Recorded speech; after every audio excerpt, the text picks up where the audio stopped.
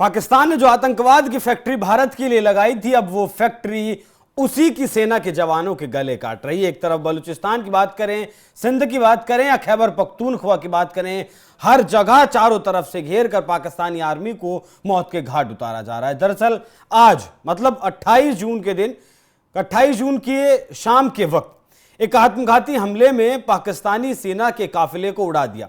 अब तक मौतों की पुष्टि नहीं हो पाई है कि कितने सैनिकों की इसमें मौत हुई है, लेकिन जब विस्फोट जहां हुआ वहां से कई किलोमीटर दूर तक धुएं को देखा गया। ये वो बस है आपकी तस्वीरों पर, और लगातार ऐसा नहीं है कि ये पहला आत्मघाती हमला था। ये ठीक वैसा ही हमला था जिस तरीके से 2019 में पुलवामा का हमला पाकिस्तान के आतंकवादियों ने किया था। भारत के 40 से ज्यादा सपूत जिसमें शहीद हो गए थे, ठीक वैसा ही हमला अब आत्मघाती एक कार आई जिसमें विस्फोटक भरा हुआ था और सेना के काफिले से वो टकरा जाती है। तो जो आपने बोया था वही आप अब काट रहे हैं। ये जो तस्वीरें आप देख रहे हैं, ये इससे पहले बलूचों ने पाकिस्तान की सेना को उड़ाया था। सेना के जो ट्रक्स थे वो खड़े थे जिसमें सेना के जवान जा रहे थे और उन्हें इसी तरीके से ब्लास्ट करके उड़ाया गया था। पहली बात नहीं है, कोई पहला मामला नहीं है। जिस तरीके से इससे पहले भी लगभग 30 साल पहले खैबर पख्तूनख्वा में एक स्कूल को टारगेट किया गया था, स्कूली बच्चों को टारगेट किया गया था और उस टारगेट में 150 से ज्यादा बच्चों को मौत के घाट उतारा गया था। तो इंसानियत नाम की चीज तो पाकिस्तान के भीतर नहीं है, इस बात को आप समझ लीजिए। और जो आतंक कश्मीर लेने के लिए कहें या फिर भारत को अस्थिर करने के लिए पाकिस्तान ने तैयार किया था, वो अमेरिका के कहने पर किया था या किसी और के कहने पर किया था या खुद के कहने पर किया था, वो आतंकवाद अब पाकिस्तान को खुद खा रहा है और घुन की तरह उसके भीतर वो लग चुका है। कुछ आंकड़े मैं आपके सामने रखता हूं जिन्हें देखकर आप चौंक जाएंगे। खैबर पख्तूनख्वा में अब तक इसी साल की बात करें 40 से 50 आतंकी हमले हुए हैं और इसमें 28 जून को जो हमला हुआ उसमें अब तक ऐसी खबर है कि 16 पाकिस्तान के जवान मारे गए हैं। हालांकि पूरी तरीके से पुष्टि नहीं हुई है। 20 नवंबर 2024 को 17 सैनिक मारे गए। मार्च 2025 में ही वजीरिस्तान और में हमला हुआ जिसमें 20 से ज्यादा पाकिस्तान के सैनिक मारे गए। बलूचिस्तान की बात करें तो यहां अब तक कोई गिनती नहीं है, लेकिन ऐसा कहा जा रहा है कि 300 से 350 सैनिक यहां मारे गए हैं।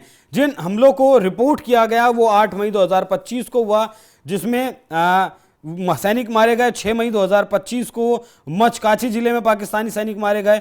जाफर एक्सप्रेस में भी दावा तो ऐसा किया जाता है कि 200 से ज़्यादा पाकिस्तानी सैनिक मारे गए हैं। 2025 की शुरुआत से अब तक लगभग 450 से 500 पाकिस्तानी सैनिक मार गिराए गए, मतलब सिर्फ आधे ही साल में। और ये आंकड़ा सिर्फ बलूचिस्तान और खैबर पख्तूनख्वा का है। खैबर पख्तूनख्वा में लगभग 200 सैनिक मारे गए और बलूचिस्तान में 300 से 350 सैनिक मारे गए हैं इन हमलों में। ये हमले खैबर पख्तूनख्वा की बात करें तो टीटीपी के वहाँ अफगान तालिबान के जो आतंकी हैं वो लगातार हमले कर रहे हैं। तालिबान की सत्ता के बाद टीटीपी को हथियार और शरण वहाँ पर मिली है। अब जब तक पाकिस्तान की सरकार खैबर पख्तूनख्वा और बलूचिस्तान को आज़ादी नहीं दे देती, अलग नहीं कर देती, तब तक ये हमले लगातार इसी तरीके से चलते रहेंगे। और जो नासूर या फिर कहेंगे जो बीज पाकिस्तान ने हिंदुस्तान के लिए बोया था वो अब उसके लिए नासूर बन गया है। और फील्ड मार्शल आसिम मुनीर की अगर बात करें तो आसिम मुनीर के पास भी इन्हें रोकने के लिए, इन्हें जवाब देने के लिए कोई प्लान नहीं है। हालांकि ऐसा खबर निकलकर सामने आई कि बलूचिस्तान का सौदा पाकिस्तान में बैठकर ये आसिम मुनीर कर आया है।